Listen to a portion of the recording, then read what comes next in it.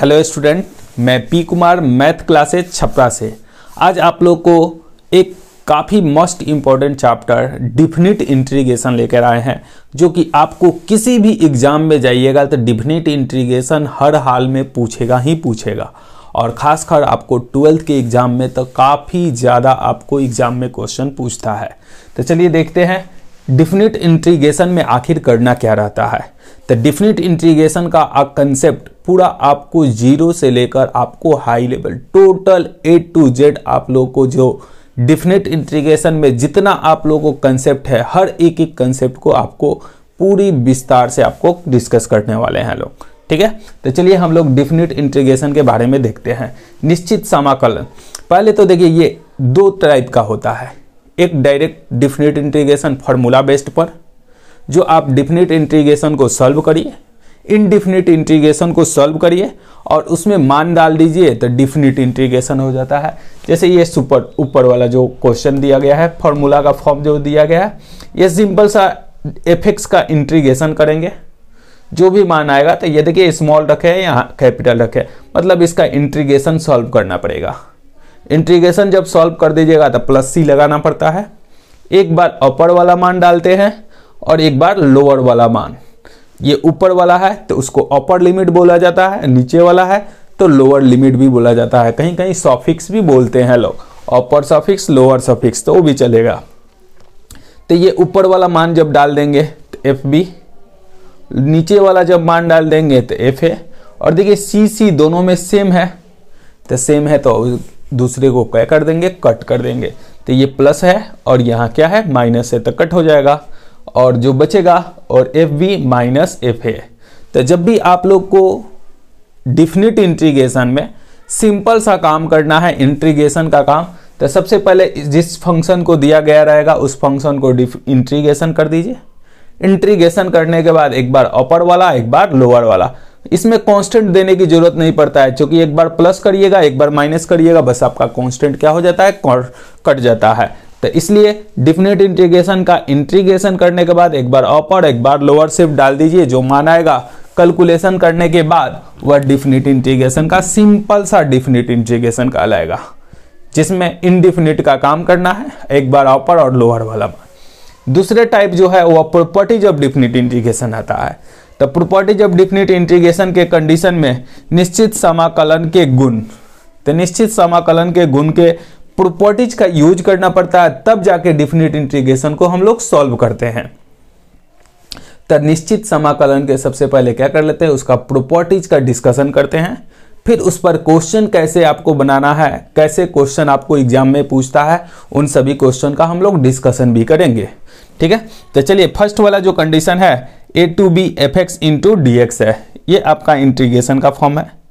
तो आप अगर ये वेरिएबल देखिए x है और यहाँ जो वेरिएबल है z है, लिमिट दोनों का सेम है, तो फर्स्ट रूल कहता है कि अगर वेरिएबल बदलने से डिफिनिट इंटीग्रेशन में कोई चेंजिंग नहीं आता है, अर्थात क्वेश्चन x में बनाइए या क्वेश्चन z में बनाइए, रिजल्ट दोनों तरफ क्या होता है, सेम ही होता है।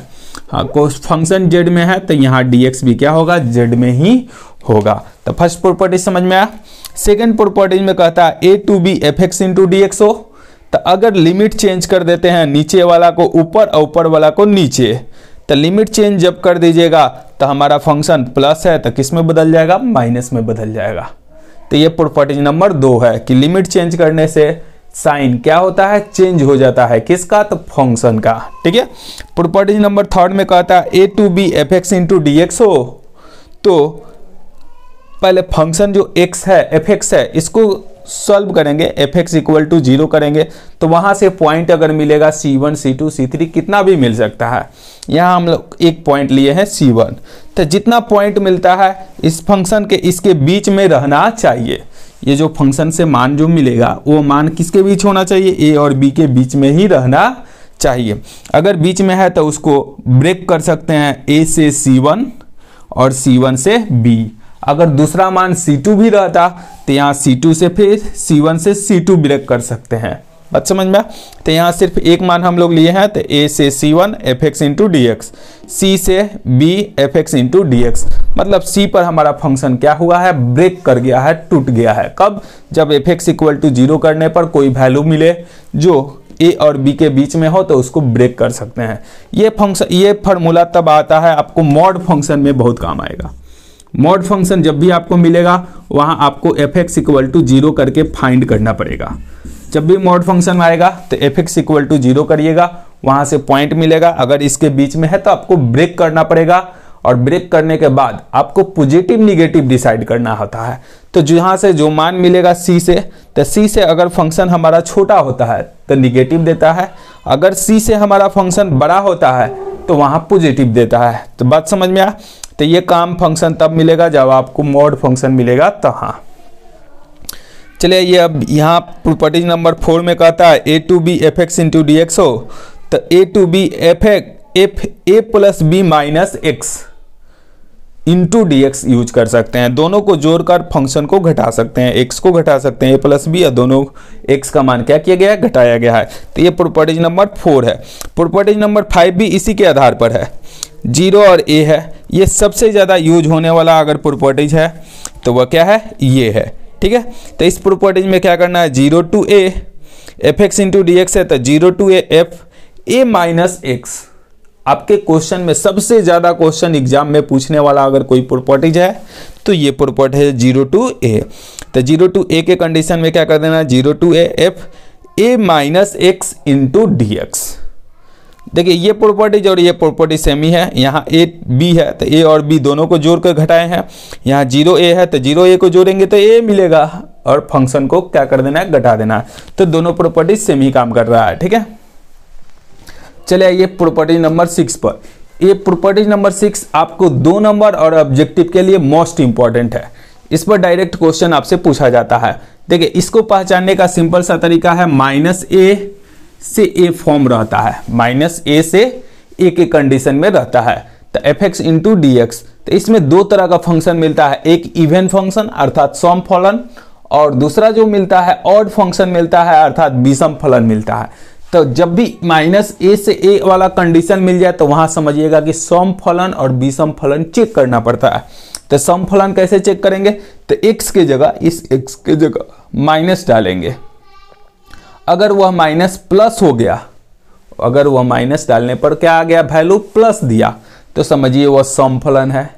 अगर x का मान माइनस के जगह, x के जगह माइनस एक्स डाले, अगर वह फंक्शन माइनस दिया, अगर वो फंक्शन क्या दे दिया, माइनस दे दिया, तो इस तरह के कंडीशन में हमारा फलन क्या हो जाएगा, विषम फलन हो जाएगा अर्थात ऑड फंक्शन हो जाएगा। ठीक है, इसमें 2 कंडीशन, अगर सम फलन हो तो उसके लिए 0 to a minus a to a था ना, तो 0 to a two F x into D X, क्योंकि ये दोनों बराबर है तो एक और एक 2 फंक्शन हो जाएगा। तो 2 into 0 to a F x into D X हो जाता है। कब, जब इवन फंक्शन है। और जब ऑड फंक्शन है तो माइनस देगा, तो एक प्लस लेंगे एक माइनस देंगे, तो ये कट के क्या हो जाता है, 0 फंक्शन हो जाता है अर्थात ऑड फंक्शन। तो ऑड फंक्शन के कंडीशन में क्वेश्चन आपको ऑब्जेक्टिव में बहुत सारा मिलेगा, जिसमें ऑड फंक्शन दे दिया, डायरेक्ट आपको आंसर क्या मारना होगा, 0 मारना होगा। कब, जब माइनस a टू a रहेगा तब। बात समझ में आ? तो ये हो गया प्रॉपर्टी नंबर 6। प्रॉपर्टी नंबर 7 में कहता है 0 to 2a, 0 to 2 F x into D X. ये भी देखिए ऑड इवन जैसा ही फंक्शन है, माइनस 2a माइनस एक्स का मान एफ एक्स आएगा तो 2 into 0 to a F x into D X हो जाएगा। अगर 2a माइनस एक्स का मान माइनस एफ एक्स आ गया तो इसका मान क्या आ जाएगा, 0। तो जिस तरह ये फंक्शन है उसी तरह ये फंक्शन है। इसमें है कि माइनस ए से a है, इसमें क्या है, 0 टू 2a है। ठीक है, तो 0 to a F 2a minus F X हो जाएगा। तो इसका मान अगर प्लस हो जाएगा तो एक और एक कितना हो जाएगा, 2। अगर माइनस हो जाएगा तो ये दोनों एक दूसरे से क्या हो जाता है, कट जाता है, कैंसिल हो जाता है। बात समझ में? तो ये था प्रॉपर्टी नंबर 7। ठीक है, और ये जो 7 है आपको एनसीईआरटी बुक में 7 तक ही प्रॉपर्टीज दिया है। 8 और 9 किसी अदर बुक को भी देखिएगा तो ये 8 और 9 प्रॉपर्टीज भी उसमें मिलेगा। इसमें क्या कंसेप्ट है देखिए लोग, function a to B F x into D X है। तो अगर किसी लिमिट में कोई कांस्टेंट के सी कुछ भी अगर जोड़िएगा, लिमिट में जोड़िएगा तब फंक्शन में घटाना पड़ेगा। अगर लिमिट में घटाइएगा तब फंक्शन में जोड़ना पड़ेगा, लिमिट में जोड़िएगा तब फंक्शन में घटाइएगा, फंक्शन में जोड़िएगा तो लिमिट में घटाना पड़ेगा। और 0 to a fx into D X हो तो 1/k। हाँ, इस बार क्या हुआ है, लिमिट में किसी कांस्टेंट से गुना किए हैं, k से गुना किए हैं, ऊपर भी नीचे भी, तो फंक्शन के अंदर हम लोग को k से भाग देना पड़ेगा और फंक्शन के बाहर भी भाग देना पड़ेगा। कब? जब लिमिट में गुना करिएगा तब। अगर लिमिट में भाग कीजिएगा तब फंक्शन में क्या करना पड़ेगा? गुणा करना पड़ेगा, फंक्शन के अंदर भी और फंक्शन के बाहर भी। तो ये 9 प्रॉपर्टीज है जो डिफिनिट इंटीग्रेशन में यूज आता है। और डिफिनिट इंटीग्रेशन का क्वेश्चन आपको 1 मार्क्स में भी मिलेगा, 2 मार्क्स में भी मिलेगा और 5 मार्क्स में भी मिलेगा। तीनों फॉर्मेट में आपको डिफिनिट इंटीग्रेशन। तो डिफिनिट इंटीग्रेशन काफ़ी मोस्ट इंपॉर्टेंट चैप्टर है, इसको अच्छा से देखिएगा लोग। अब ये थ्योरी बता दिए, अब आप लोग को next point area of integration के लिए बता देते हैं। एरिया का कैसे फाइंड किया जाता है, एरिया में क्या क्या कंसेप्ट यूज किया जाता है, उन सभी कंसेप्टों को बता देते हैं। उसके बाद इन दोनों पर क्वेश्चन आपको दिखाएंगे कि किस तरह डिफिनिट इंटीग्रेशन और एरिया का क्वेश्चन आपको एग्जाम में पूछा जाता है। तो चलिए इस पॉइंट को आप लोग नोट करिए, तो फिर नेक्स्ट भी बताते हैं।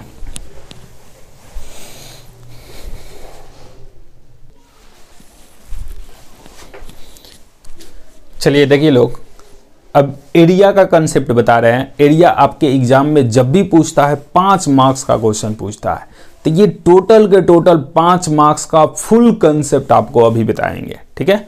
तो ध्यान से देखिए लोग, और एरिया 100% आपको लॉन्ग क्वेश्चन में रहने का पूरा चांस है कि एरिया से एक क्वेश्चन 5 मार्क्स का पूछे। तो वक्र से घिरे हुए क्षेत्र का क्षेत्रफल हम लोग को देखना है। समाकलनों के अनुप्रयोग के रूप में ये आता है। इंटीग्रेशन का जो यूज होता है, अनुप्रयोग होता है, वह ये एरिया उसी चैप्टर का एक पार्ट है, ठीक है। एरिया ऑफ फंक्शन कहलाएगा, ठीक है ना। तो देखिए लोग, एरिया इनक्लोज्ड बाय 1 कर्व। सबसे पहले 2 तरह का इसमें कर्व मिलेगा, एरिया इनक्लोज्ड बाय 1 कर्व और एरिया इनक्लोज्ड बाय 2 कर्व। तो देखिए, एरिया इनक्लोज्ड बाय 1 कर्व के कंडीशन में एक कर्व से घिरे हुए क्षेत्रफल, एक कर्व से, तो ये देखिए वक्र 1 है, इसी से घिरे हुए क्षेत्रफल, इस वक्र को, तो देखिए इसमें एक्स एक्सिस पर आपको ग्राफ मिलेगा, एक्स एक्सिस पर ग्राफ मिलेगा और वाई एक्सिस पर ग्राफ मिलेगा। तो एक्स एक्सिस पर ग्राफ मिलेगा तो F x into D x आप लिखिएगा। अगर वाई एक्सिस पर ग्राफ मिलेगा तो एरिया बराबर A to B f Y into D y हो जाता है, एफ वाई इंटू डी। तो एक्स के फंक्शन में f x into D x होता है, और वाई के वाई अक्ष पर अगर एरिया निकलेगा तो F Y into D Y होता है। मतलब अगर एक्स अक्ष पर मान निकालिएगा तो वाई का मान एक्स के रूप में निकालना है, ठीक है। और उसके बाद एरिया फाइंड करना है। और एरिया कहाँ से कहाँ तक लेते हैं, स्टार्टिंग ए से है और एंडिंग कहाँ तक है, बी पर। तो ए से बी ले लेंगे लिमिट, और जो फंक्शन है एफ एक्स ले लेंगे। एरिया कभी भी निगेटिव नहीं होता है, इसलिए मॉड लगा देंगे। तो देखिए ऊपर के लिए ग्राफ के लिए भी यही एरिया हो जाएगा, इसके लिए भी यही, और ये देखिए नीचे वाला के लिए भी यही एरिया हो जाएगा। क्योंकि मॉड का मान हमेशा पॉजिटिव देता है, इसलिए एरिया कभी निगेटिव नहीं होता है। इसलिए हम लोग जब भी एरिया बनाएंगे तो मॉड ले लेंगे ताकि एरिया ऑलवेज पॉजिटिव आए। समझ में आया पहला कंसेप्ट। तो ये 1 वेरिएबल ग्राफ था जो आप ऊपर भी ले सकते हैं, नीचे भी ले सकते हैं, वाई एक्सिस के अलोंग भी ले सकते हैं। वाई एक्सिस ये पॉजिटिव कंडीशन में है और ये निगेटिव, ये दोनों के लिए सेम ही ग्राफ हो जाएगा, इसके लिए भी और इसके लिए भी। तो दोनों कंडीशन के लिए सेम ग्राफ हो जाएगा एरिया का, A to B F x into D x. तो एरिया 1 वेरिएबल के लिए समझ में आ गया। अगर एक्स एक्सिस पर तो y बराबर एफ एक्स का मान निकालिएगा, अगर y एक्सिस पर ग्राफ मिलेगा तो x बराबर एफ वाई का मान निकालेंगे, ठीक है। चले आइए अब एरिया इनक्लोज्ड बाय 2 कर्व। अब इस बार 2 कर्व से घिरे हुए क्षेत्र, ये देखिए कर्व 1 है और नीचे वाला कर्व 2 है। तो 2 कर्व से जब भी घिरे हुए क्षेत्र का क्षेत्रफल निकालिएगा तो सबसे पहले कटिंग पॉइंट से नॉर्मल एक्स एक्सिस पर डालेंगे। ये देखिए दोनों कर्व एक दूसरे को कट कर रहा है, तो ये कटिंग पॉइंट से नॉर्मल आपको डालना होगा। ये दोनों कर्व एक दूसरे को कट किया है तो कटिंग पॉइंट से नॉर्मल डालना होगा। किस पर? तो एक्सिस पर। हाँ, अगर कर्व एक्स एक्सिस को कट कर दिया तो उस एक्स एक्सिस के कटिंग पॉइंट से भी नॉर्मल खींचना पड़ेगा। बात समझ में? तो देखिए यहाँ कट किया है तो यहाँ से भी नॉर्मल खींचे हैं, यहाँ कट किया है तो यहाँ भी नॉर्मल खींचे हैं। तो आप यहाँ पर 2 पॉइंट आप नोट कर लीजिए लोग कि जब भी ग्राफ एक दूसरे को कट करेगा तो कटिंग पॉइंट से नॉर्मल डालना है। अगर कर्व एक्सिस को भी कट कर दिया तो कटिंग पॉइंट से भी एक्सिस से कर्व पर नॉर्मल डालेंगे। कब? जब एक्सिस को कट करेगा तब। बात समझ में आता है? दोनों पॉइंट नोट कर लेंगे। हाँ, देखिए इस 2 वेरिएबल ग्राफ का एरिया कैसे खींचते हैं। तो देखिए एरिया तो हमारा बीच वाला ही ना चाहिए, लेकिन एरिया जब हम लोग निकालेंगे तो देखिए कहाँ से कहाँ स्टार्ट कर रहे हैं, ए से। इस पॉइंट का नाम आपको पता होना चाहिए, तो हम लोग ले लेते हैं C1 और यहाँ वाला को ले लेते हैं C2। तो एरिया ए से कहाँ तक ले लेंगे? C1। तो ए से C1 लेंगे तो कर्व का नाम क्या है? fx है, fx इंटू dx। बात समझ में आया आप लोग को? तो पहला जो एरिया लिए तो ये एरिया जो देगा वह कर्व तक देगा, स्ट्रेट लाइन तक देगा। तो यहाँ से जब fx का एरिया हम लोग लिए तो ये एक्सिस तक दे रहा है एरिया। तो एक्सिस तक एरिया में ये देखिए तो एरिया आपका शामिल है क्या? ये एरिया इनक्लोज्ड बाय 2 कर्व में शामिल नहीं है। तो इस एरिया को हम लोगों को क्या करना पड़ेगा? सब्ट्रैक्ट करना पड़ेगा, घटाना पड़ेगा। तो घटा देते हैं ए से C1 और नीचे वाला फंक्शन का नाम बता दीजिए। तो नीचे वाला फंक्शन का नाम gx है, तो ये gx वाला फंक्शन को क्या कर देंगे? घटा देंगे। बात समझ में आप लोग को? तो ये फर्स्ट वाला एरिया। फिर देखिए तो C1 से C2 भी एरिया चाहिए क्या? तो ये कर्व भी चाहिए, तो हम लोग ले लेंगे C1 से C2 और कर्व का नाम देख लीजिए fx है, ऊपर वाला कर्व अर्थात fx।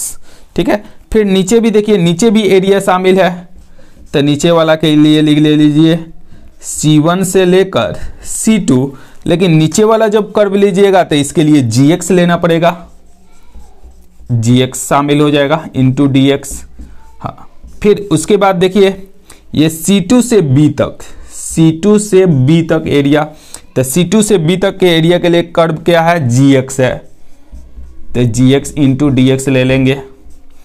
हाँ, अब ध्यान से देखिए ये जो एरिया है हम लोग को शामिल नहीं है। C2 से B के बीच में ये जो बीच वाला गैपिंग वाला एरिया है वह हमारे कर्व में शामिल नहीं है। तो नहीं शामिल है तो इस कर्व को घटाना पड़ेगा, इस एरिया को। चूंकि हम लोग C2 से B तक जब एरिया लिए तो ये एक्सिस तक दे दिया है, तो हम लोग को इस एक्सिस तक एरिया नहीं है, हम लोग को एरिया इनक्लोज्ड बाय 2 कर्व चाहिए। तो घिरा हुआ तो यहीं तक ना है, तो ये एक्स्ट्रा वाला है, तो इसको फिर क्या कर देंगे? C2 से B और fx इंटू dx को घटा देंगे और टोटल एरिया में मॉड लगा देंगे, ताकि मॉड कभी भी एरिया पॉजिटिव निगेटिव के प्रॉब्लम को ना आए। ठीक है, क्योंकि एरिया ऊपर भी है और एरिया एक्सिस से नीचे भी है, तो ऊपर वाला एरिया तो पॉजिटिव देगा, लेकिन नीचे वाला जब एरिया निकालिएगा तो निगेटिव देगा। मॉड लगाए रहेंगे तो पॉजिटिव पॉजिटिव के साथ रहेगा, निगेटिव निगेटिव के साथ रहेगा। तब मॉड एक साथ मिक्स नहीं करे, इसलिए हर किसी के लिए जितना फंक्शन है उन सभी के लिए सेपरेटली मॉड लगा देंगे। ठीक है, ताकि एरिया एक दूसरे से पॉजिटिव निगेटिव में अंतर ना आए। बात समझ में? हाँ, अगर मॉड नहीं लगाइएगा तो आपका आंसर अलग आ जाएगा, क्योंकि आप ऊपर वाला पॉजिटिव एरिया में से निगेटिव वाला एरिया घट जाएगा। ठीक है, तो इसलिए क्या करना होगा कि टोटल कंडीशन को मॉड लगा देंगे। समझ में आया? Area enclosed bye 2 curve. तो आप लोगों को पढ़ना 2 ही कर्व है, एरिया इनक्लोज्ड बाय 1 कर्व और area enclosed bye 2 curve. 3 curve आप लोग को पढ़ना नहीं है। आप लोग को 12th के लिए मात्र 2 कर्व का आपका एरिया, जो कि आपको कंसेप्ट यहाँ पर पूरी तरह 100% क्लियर किया। ये अगर कंसेप्ट आपको क्लियर है तो एरिया में कहीं भी कोई भी पॉइंट आपको थोड़ा सा भी दिक्कत नहीं कर सकता है। ठीक है, तो इतना चीज अगर क्लियर रखे हैं तो एरिया में कोई प्रॉब्लम नहीं आएगा। चलिए ये अब देखिए एरिया आप लोग को, देखिए ये आप लोग को एरिया का कंसेप्ट हो गया, लेकिन इस कंसेप्ट से आपको काम चलेगा नहीं। एरिया में कुछ कर्व है जो यूज आता है, जैसे straight line, parabola, ellipse, hyperbola. इस सर्किल, इन सभी का ग्राफ आप लोगों को खींचने आना चाहिए, तभी आप एरिया का क्वेश्चन बना पाइएगा, नहीं तो 5 मार्क्स आपको छोड़ना पड़ सकता है। ठीक है, तो चलिए ध्यान से देखिए लोग, उस 5 मार्क्स को छोड़ना नहीं है, 100% गारंटी के साथ उस 5 मार्क्स को भी आपको पकड़ना है। तो चलिए सबसे पहले स्ट्रेट लाइन का ग्राफ। तो स्ट्रेट लाइन का ग्राफ आप सिंपल भी 1 वेरिएबल के लिए भी यूज होता है और 2 वेरिएबल के लिए। 1 वेरिएबल में देखिए x बराबर 2 हो गया, x बराबर -3 हो गया, x y बराबर 1, ये 1 वेरिएबल स्ट्रेट लाइन है। पूछा जाएगा इसका ग्राफ बताइए, तो x एक्सिस पर 2 ये x है, x डैश है, ऊपर y है, y डैश है, x एक्सिस पर 1 और 2 जाइए, खींच दीजिए। ये जो ग्राफ हो गया x बराबर 2 का ग्राफ हो गया। कैसे खींचे समझ में आया? x बराबर -3 थे, 1 2 3 पर आएंगे, खींच देंगे। यह किसका ग्राफ हो गया? x बराबर -3 का ग्राफ हो गया। अब देखिए y बराबर 1 है, तो y एक्सिस पर 1 जाएंगे और खींच देंगे। ये किसका ग्राफ हो गया? तो y बराबर 1 का ग्राफ हो गया। तो ये ग्राफ कैसे खींचना है 1 वेरिएबल को, बात समझ में आया आप लोग को? सिंगल 2 है तो 2 पर जाके लाइन खींच दीजिए, 4 है तो 4 पर, माइनस है तो माइनस पर जाके लाइन खींच दीजिए। ये 1 वेरिएबल ग्राफ है जो कि आप आसानी से जानते भी है और आप समझ में भी आ गया। इसका यूज आपको मिलेगा, एरिया का क्वेश्चन बनाइएगा तो ये यूज हर हाल में मिलेगा। ठीक है, उसके बाद आ जाइए 2 वेरिएबल ग्राफ, 2 चर वाला, जिसमें x भी यूज हो और y भी यूज हो। देखिए एक फंक्शन दे दिए हुए या x और y के रूप में। देखिए इस 2 वेरिएबल ग्राफ को खींचने के लिए सिंपल सा, एक बार x बराबर 0 तो y का मान मिल जाता है, y बराबर 0 तो x का मान मिल जाता है, पॉइंट 2 को मिल जाता है। इन दोनों पॉइंट को एक्सिस पर दर्शाते हैं और दोनों को खींच देते हैं। x बराबर 0 की जगह 1 भी रख सकते हैं, 2 भी रख सकते हैं, 3 भी रख सकते हैं, अपने अनुसार आप रख सकते हैं। तो जब अपने से रखना है तो आसान रखेंगे 0, अब मन करता है तो आप 10 20 10 लाख भी रख लीजिए, उससे कोई दिक्कत नहीं है, आप कुछ भी रख सकते हैं। ठीक है ना, तो जब अपने से मानना है तो आसान मानेंगे। ठीक है, तो आसान हम लोग को सबसे आसान है 0 0 मान लिए। तो ये देखिए पॉइंट मिल गया, x बराबर 0 किए तो y पर पॉइंट मिला, अब y बराबर 0 तो x पर पॉइंट, इन दोनों को मिला देंगे तो जो लाइन मिलेगा वही कहलाएगा स्ट्रेट लाइन का ग्राफ। ग्राफ ऑफ क्या कहलाएगा? सरल रेखा। बात समझ में आ? तो ये सरल रेखा का ग्राफ कैसे खींचे समझ में आ गया। तो ये 2 वेरिएबल ग्राफ आपको एरिया में मिलेगा हर हाल में। अब आ जाइए सर्किल। तो सर्किल 2 तरह का आता है, सिंपल सा x² y² बराबर r²। तो सर्किल की कंडीशन में x² प्लस y² बराबर r² के कंडीशन में सेंटर हमारा 0 0 हो जाता है। सेंटर जो है वो क्या हो जाता है? 0 0 हो जाता है। कब? जब x² प्लस y² बराबर r² है, और ये जो r है वह रेडियस को दर्शा देता है। और सेंटर पर जाके 0 0 पर जाके आप गोल घूम जाइए, यहाँ 2 है तो 2 पर गोल घूम जाइए, 3 है तो 3 पर, 10 है तो 10 पर गोल घूम जाना है, वही हमारा रेडियस हो गया। अब इसका अपना एरिया कहेगा, जिसके अनुसार हम लोग फाइंड करेंगे। हाँ, एक दूसरा जो कंडीशन है, आपको एरिया इस तरह मिल जाएगा। इस तरह के कंडीशन में आपको सेंटर फाइंड करना पड़ेगा। x बराबर अल्फा, इसको 0 करेंगे, y minus beta equal to 0, तो y बराबर बीटा आ गया। अब बीटा और अल्फा आपको कोई नंबर मिलेगा, 2 मिलेगा, 4 मिलेगा, 10 मिलेगा, 15 मिलेगा, कोई भी नंबर मिलेगा। तो एक्सिस पर अपना जाइएगा, 2 4 जो भी 5 है इसको दर्शा दीजिए। रेडियस देख लीजिए कि 2 है कि 4 है कि 10 है, उसके अनुसार गोल घूम जाइए। तो सेंटर यहाँ, तो आप सर्किल का मतलब ये मत सोचिए कि हमेशा सेंटर 0 0 ही होता है, सेंटर बदल भी सकता है। ठीक है, तो ये स्पेशल कंडीशन है। तो अधिकांश क्वेश्चन में ऐसा ही फॉर्म में मिलता है, कुछ क्वेश्चन में ऐसे भी मिल सकता है। तो रेडियस के लिए, इसके लिए क्या करना होगा? सेंटर आपको फाइंड करना पड़ेगा, तब जाके सर्किल खींचना पड़ेगा। समझ में आया? चलिए आइए अब पाराबोला पर। पाराबोला के कंडीशन में 4 तरह का ग्राफ मिलेगा। एक देखिए y² बराबर 4ax, y² बराबर 4ax। तो y² के कंडीशन में x एक्सिस के अलोंग ग्राफ खींचाता है। देखिए x एक्सिस के अलोंग ग्राफ खींचा गया। जब a का मान 0 से बड़ा हो, अर्थात पॉजिटिव कंडीशन में हो तो राइट साइड, निगेटिव कंडीशन में हो तो लेफ्ट साइड ग्राफ। ये दोनों पार्ट आपस में बराबर होता है।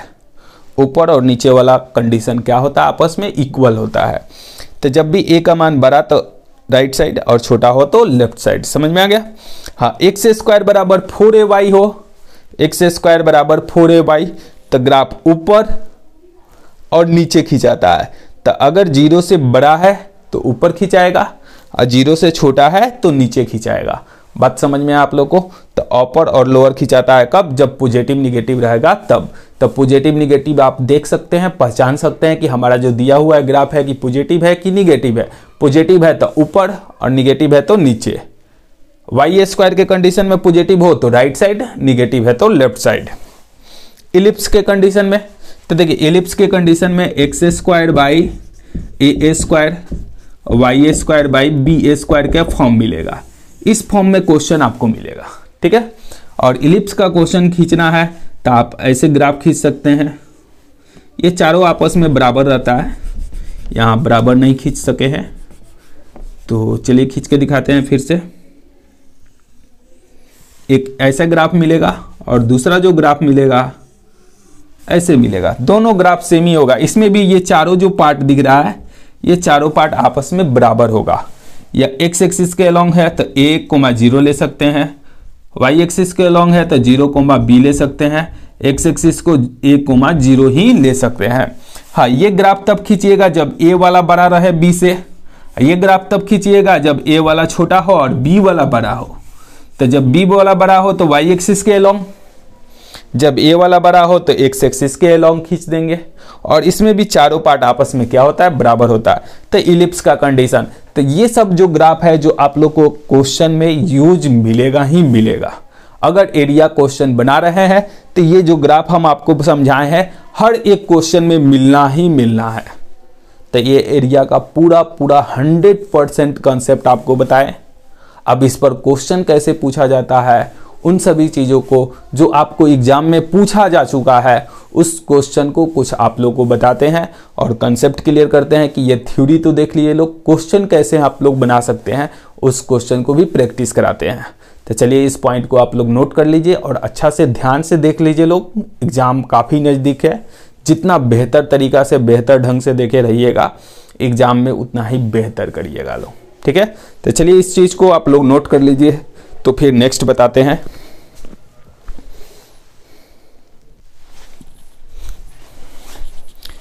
चलिए कुछ क्वेश्चन देखते हैं लोग जो आपको एग्जाम में काफ़ी ज़्यादा पूछा जा चुका है। और आप लोग देखिए, थ्योरी बता देने के बाद क्वेश्चन सिर्फ यही नहीं, आप अपने से खुद से क्वेश्चन बैंक कम से कम 5 साल का क्वेश्चन बैंक जरूर देखिए, या मॉडल सेट आपको आया है उस मॉडल सेट के क्वेश्चन को आप अपने से बनाइए। जो जो क्वेश्चन इस चैप्टर से पूछा उन सभी चैप्टर का जरूर प्रैक्टिस करिए। जितना ज़्यादा से ज़्यादा क्वेश्चन आप लोग प्रैक्टिस करिएगा उतना ज़्यादा से ज़्यादा बेहतर होगा। हम आप लोग को 100% कंसेप्ट थ्योरी बता दे रहे हैं। आप लोग क्या करिए, प्रैक्टिस करिए क्वेश्चन जितना ज़्यादा से ज़्यादा, क्योंकि हम ज़्यादा से ज़्यादा प्रैक्टिस नहीं करा सकते हैं, क्योंकि अभी बचा हुआ बहुत कम समय है। तो कम समय में आप लोग ज़्यादा से ज़्यादा खुद से प्रैक्टिस करिए, ठीक है। A to Z 100% कंसेप्ट का थ्योरी पूरा क्लियर कर देंगे। कुछ क्वेश्चन आप लोग को पूरा बता देंगे जिससे 100% कंप्लीट हो जाए। 100% जब कंप्लीट कर लीजिएगा तो आप 200 मार्क्स में मात्र 100 मार्क्स ही बनाना है, ठीक है। चलिए कुछ क्वेश्चन हम लोग देखते हैं, ठीक है ना। आप लोग अच्छा से देखिएगा, पूरा फुल कॉन्फिडेंस के साथ थ्योरी देखने के बाद आप लोग जरूर क्वेश्चन आप बनाइए, ठीक है ना। बुक का भी क्वेश्चन बना सकते हैं, क्वेश्चन बैंक का भी देख सकते हैं, मॉडल सेट का भी क्वेश्चन। जितना प्रैक्टिस करिएगा लोग उतने फायदा रहेगा। चलिए ये देखिए 0 से π/2 है, तो 0 से a के लिए आप लोगों को फंक्शन के लिए बताए थे कंसेप्ट, क्या बताए थे बता दीजिए।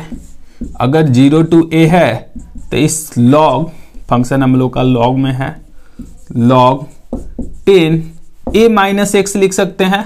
तो a की जगह हमारे पास π/2 है तो π/2 - x कर देंगे। तो ये जो हमारा फंक्शन है 0 to π/2 log cot x हो जाएगा। इसको इक्वेशन आप 2 मान लीजिए और दिया हुआ जो क्वेश्चन है उसको इक्वेशन आप फर्स्ट मान लीजिए। ये क्वेश्चन का इक्वेशन फर्स्ट। अब ऑब्जेक्टिव है तो ऑब्जेक्टिव जैसा ही बनाना है, ये नहीं कि पूरा लंबड़ा। तो जो क्वेश्चन है उसको इक्वेशन 1 और जो हम लोग सॉल्व किए इक्वेशन 2 दोनों को ऐड कर देते हैं फ्रॉम 1 प्लस 2। तो 1 प्लस 1 का नाम i है, ic को सॉल्व किए तो ये भी i ही है, तो i और i कितना मान हो गया 2i। यहां से मिल जाएगा, लिमिट सेम है दोनों का, 0 पाई बाई 2 log 10x हो जाएगा इंटू dx, और दूसरा जो होगा 0 to pi by 2 log cot x हो जाएगा, ठीक है, इंटू dx हो जाएगा। अब देखिए दोनों का लिमिट सेम है, तो लिमिट सेम है तो एक साथ रख सकते हैं, फर्स्ट वाला और सेकंड वाला दोनों फंक्शन को क्या लिख सकते हैं लोग, एक साथ लिख सकते हैं। लॉग के कंडीशन में अगर कोई फंक्शन ऐड में हो, एडिशन के रूप में हो, तो उसे मल्टीप्लीकेशन के रूप में लिख सकते हैं। ये प्रॉपर्टीज आप लोग लॉग का जानते हैं लोग, तो उस प्रॉपर्टीज का यूज करके pi by 2 log 10x into cot X लिख देते हैं। अब 10x इंटू कॉट एक्स का मान आप लोगों को पता है क्या होता है, 1 होता है। तो 10x इंटू कॉट एक्स का मान 1 होता है, अर्थात log 1 आ जाएगा।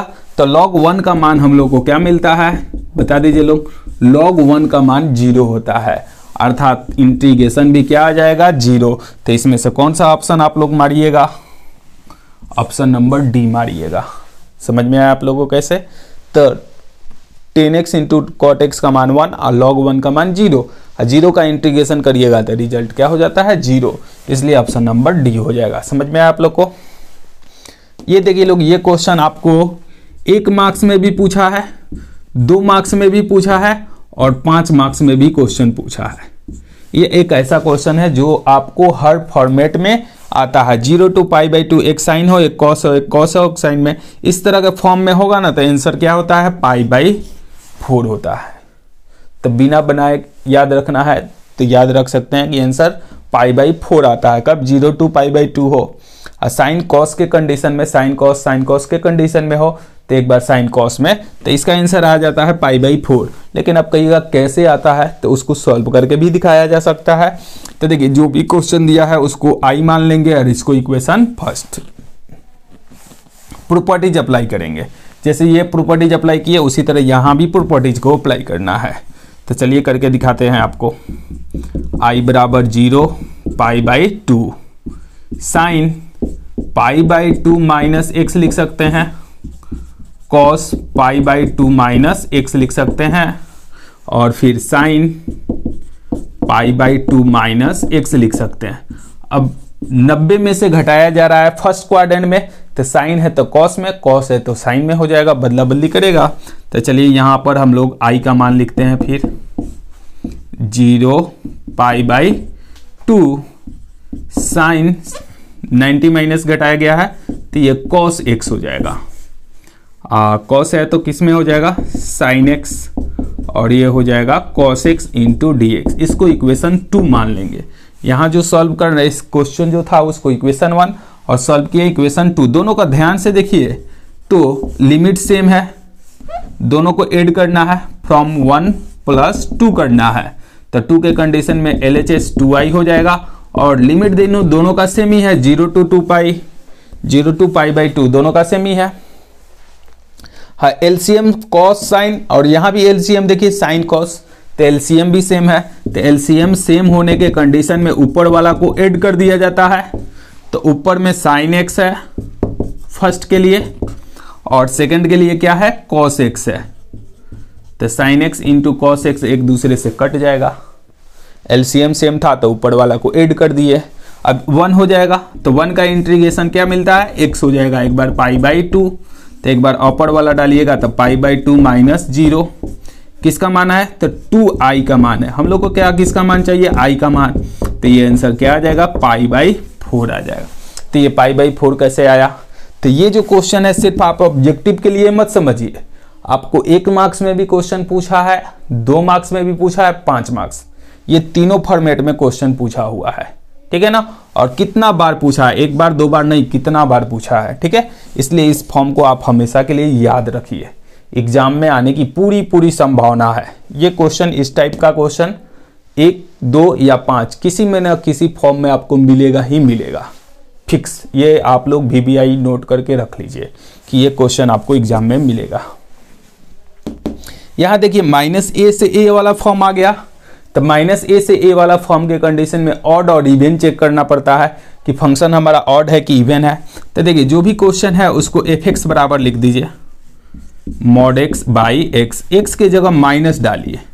तो जब माइनस डालिएगा तो ये मॉड के अंदर भी माइनस डालिएगा और मॉड के बाहर में, तो मॉड के अंदर कुछ भी रहे तो प्लस हो जाता है और नीचे क्या हो गया माइनस हो गया। तब ये देखिए तो माइनस इसको एफ एक्स लिख सकते हैं क्या, ऊपर वाला तो प्लस हो गया, अब नीचे वाला माइनस रह गया तो ये निगेटिव आ गया। तो निगेटिव के कंडीशन में आप कौन सा ऑप्शन मारिएगा, ऑड फंक्शन। तो ऑड फंक्शन विषम संख्यक फलन है, इसलिए इसका आंसर डायरेक्ट क्या मार दीजिएगा 0। इस टाइप का भी क्वेश्चन आपको फिक्स मिलेगा ही मिलेगा क्या, तो माइनस ए टू ए। अब यहाँ माइनस 2 तो 2 दिया है, तो ये मत सोचिए कि माइनस 2 से 2 ही मिलेगा।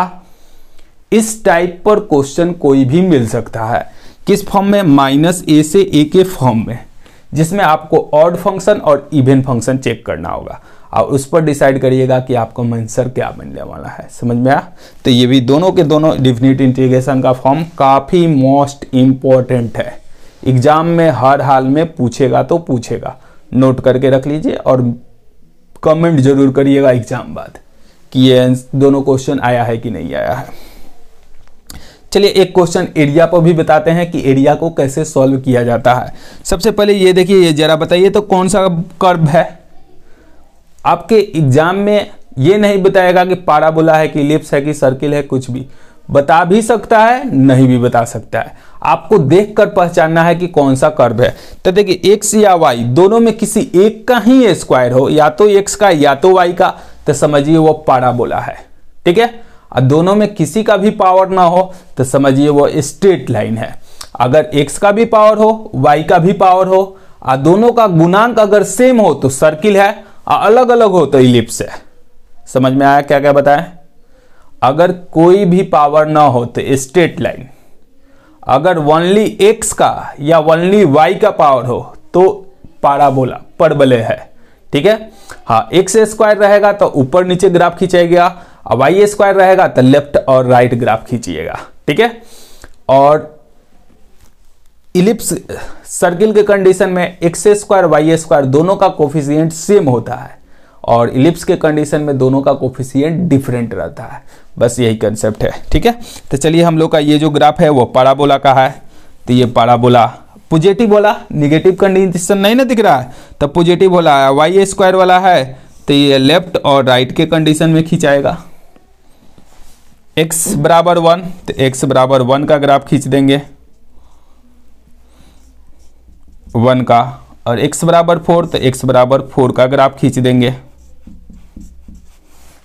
x अक्ष से घिरे हुए क्षेत्र का क्षेत्रफल निकालना है। x एक्सिस यही है, इस अक्ष से घिरे हुए क्षेत्र का क्षेत्रफल निकाल देना है।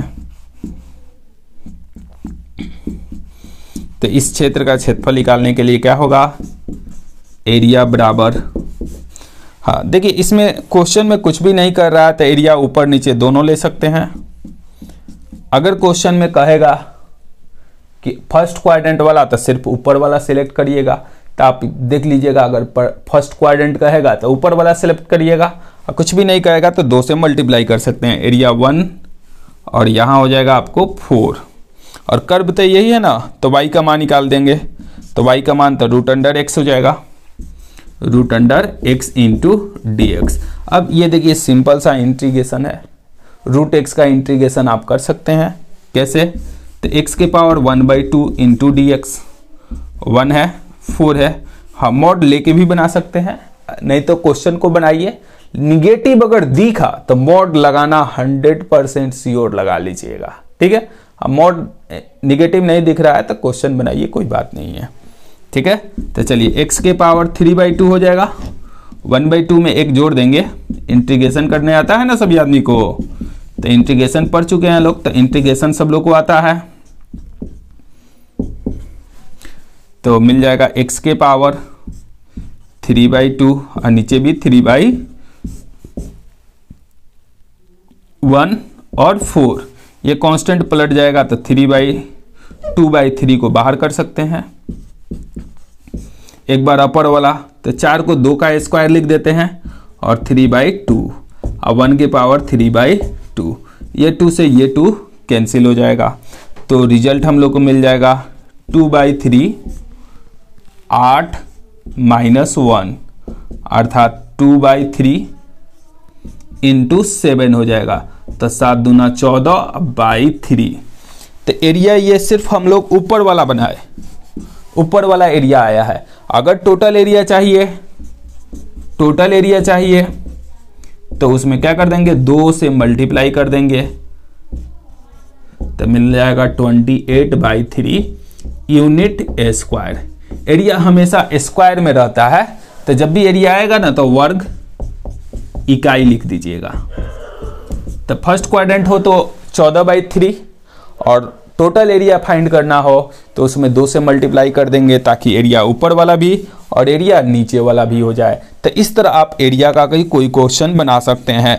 एरिया का क्वेश्चन जब भी पूछता है, लॉन्ग में पूछता है 5 मार्क्स का, तो आप एरिया भी बना सकते हैं। तो इस क्वेश्चन को आप लोग अच्छा से प्रैक्टिस करिए लो। तो इसके बाद नेक्स्ट एक्सरसाइज है जो कि आपको एग्जाम में वो भी काफ़ी इंपॉर्टेंट है, डिफरेंशियल इक्वेशन। तो इसके बाद वाला एक्सरसाइज में कुछ क्वेश्चन और भी बता देंगे और साथ में डिफरेंशियल इक्वेशन का 100% कंसेप्ट। एग्जाम में डिफरेंशियल इक्वेशन से तो 2-4 ऑब्जेक्टिव, मतलब 10 मार्क्स तो 100% श्योर पूछेगा। ठीक है, आप लोगों को वीडियो अच्छा लग रहा है, बेहतर लग रहा है, तो जितना ज़्यादा से ज़्यादा हो सकता है वो उसको शेयर करिए लोग, और आप लोग अच्छा से पढ़िए, डेली पढ़िए 100%। देखिए आप 15 क्लास से 20 क्लास के अंदर आप 200 मार्क्स का आपको क्वेश्चन बता रहे हैं, 200 मार्क्स। आप नहीं भी पढ़े होंगे तो पूरा, और जो लोग पढ़े होंगे वो तो रिवीजन करेंगे ही लोग, जो नहीं पढ़े होंगे अगर केवल वीडियो देख लीजिएगा, फार्मूला देख लीजिएगा ना, तो 100 मार्क्स तो आप आसानी से बना लीजिएगा। तो जितना हम बता रहे हैं उसको आप अच्छे से 1 बार 2 बार अच्छा से देख लीजिए, खुद से प्रैक्टिस कर लीजिए, फिर एग्जाम में बेहतर करना 100% श्योर है। ठीक है, और वीडियो जितना डाल रहे हैं आप लोग जरूर देखा करिए लोग A to Z, क्योंकि 100% कंसेप्ट क्लियर रहेगा तो आप कुछ तो बनाइएगा। 200 मार्क्स पढ़े रहिएगा तो 100 मार्क्स बनाना आसान काम रहेगा। ठीक है, वीडियो जितना ज़्यादा से ज़्यादा हो सकता है शेयर करिए। मिलते हैं फिर नेक्स्ट वीडियो में।